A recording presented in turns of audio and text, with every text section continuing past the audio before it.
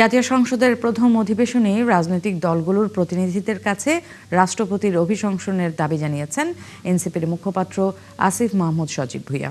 সকালে জাতীয় সংসদ ভবনের সামনে ৩ দফা দাবিতে অবস্থান নেন দলটির নেতারা।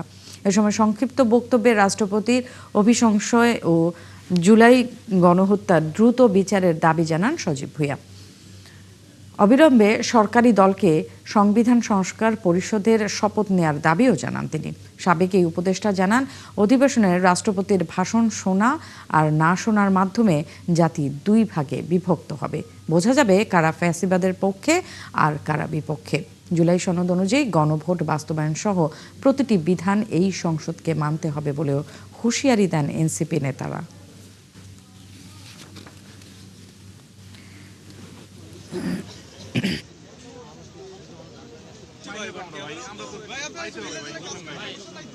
শেখ হাসিনার যেই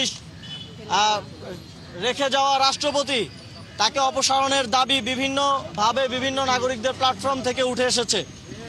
সে সময় আপনারা সংবিধানের দোহাই দিয়ে নানা ধরনের সংকট এবং অস্থিতিশীলতার কথা বলে তাকে অপসারণ করতে দেন নাই। আমরা চেষ্টা করেছি, রাজপথে আমাদের সহযোদ্ধারা চেষ্টা করেছেন, সেটা আপনারা হতে দেন নাই।